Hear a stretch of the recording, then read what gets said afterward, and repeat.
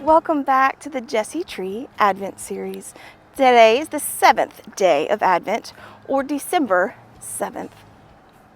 Today we're going to continue our journey through the Old Testament, and we're going to talk about a favorite. Parents, they don't want to have a favorite child, and they will tell you that they don't have a favorite child. But in this story, there is a favorite child. And when there's a favorite, other children can become very jealous and do things that they might not ordinarily do.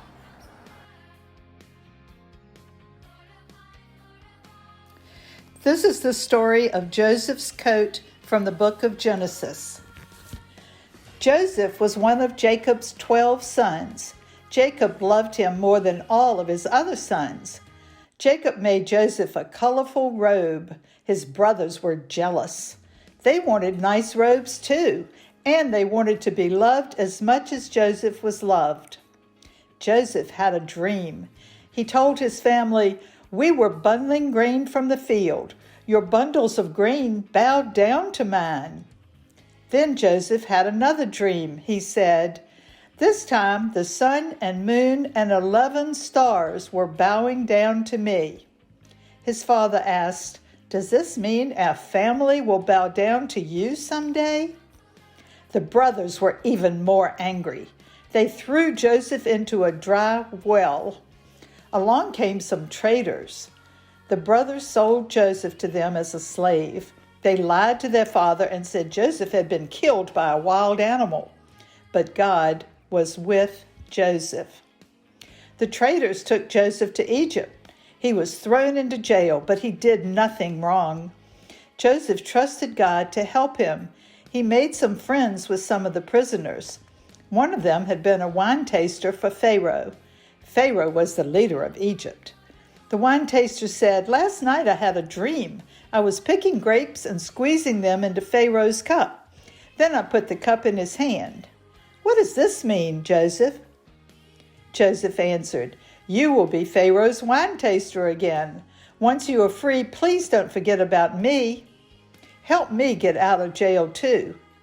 A few days later, the wine taster's dream came true. He got out of jail and became Pharaoh's wine taster once again, but he forgot about Joseph. Later, Pharaoh had a strange dream, and wondering, he saw 7 heavy cows and 7 skinny cows. The skinny cows ate up all of the heavy cows. In another dream, Pharaoh saw 7 healthy plants. Then he saw 7 dried up plants. The dried up plants ate all of the healthy plants. Pharaoh was confused. Pharaoh's wise men were confused too.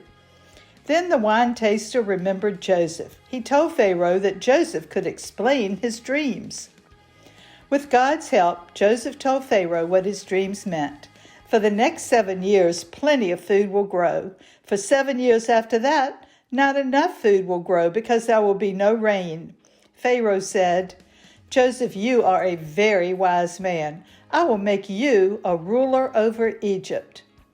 For the first 7 years, Joseph was in charge of gathering extra food for the people of Egypt. That way, when hardly any crops grew, there would still be plenty to eat. The 7 bad years began, and people in other countries had no food at all. Even Joseph's family did not have enough food to eat. So Joseph's father sent his sons to Egypt to buy some food.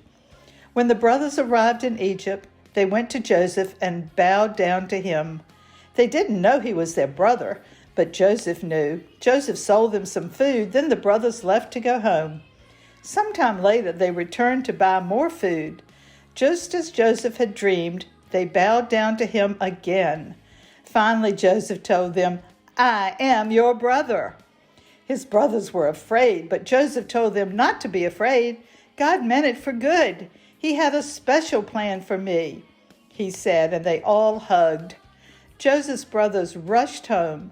They told their father what had happened. Jacob was so happy to hear that Joseph was alive.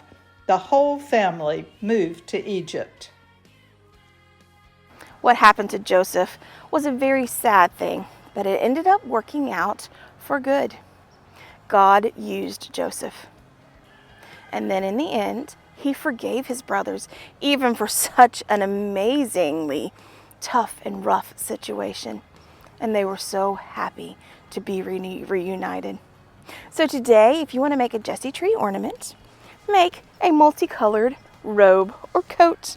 I made mine out of felt. You can make yours out of construction paper or other craft materials that you may have around the house.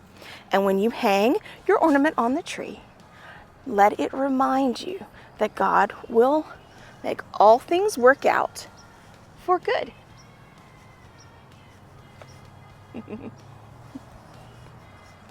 How about we end today with a little prayer? Lord, teach me all that I should know. In grace and wisdom I may grow. The more I learn to do thy will, the better may I love thee still.